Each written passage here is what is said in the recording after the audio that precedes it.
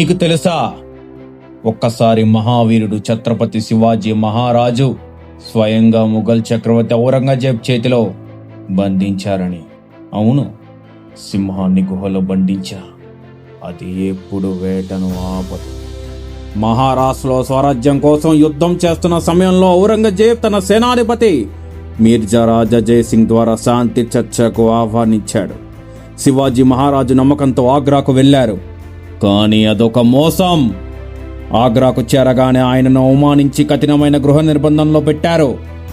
ముఘళ్ళు అనుకున్నారు ఇప్పుడు శివాజీ అంతే అని, పులి బంధించబడింది అని.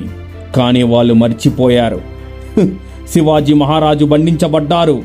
ఆయన బంధాలను ధ్వంసం చేస్తారు. కొన్ని రోజులు నిశ్శబ్దంగా ఆలోచించిన ఆయన ఒక వింత యుక్తి కనుక్కున్నారు.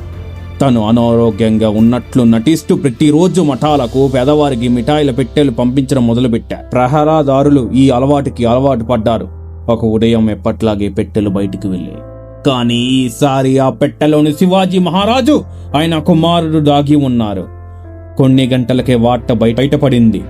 శివాజీ మహారాజు ఆగ్రా గోడల్ని దాటి మహారాష్ట్ర అడవుల్లో గుర్రపు స్వారీ చేస్తూ స్వేచ్ఛగా గర్జిస్తున్నారు.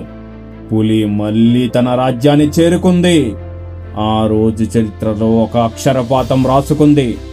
శరీరాన్ని బంధించవచ్చు, కానీ స్వాతంత్ర స్ఫూర్తిని ఎవ్వరు బంధించలేరు. శివాజీ మహారాజు యుద్ధాలు మాత్రమే చేయలేదు, ఆయన ఆత్మలోని అగ్ని మొత్తం జాతికి వెలుగునిచ్చింది. ధైర్యం అంటే ఇదే, స్వరాజ్యం అంటే ఇదే.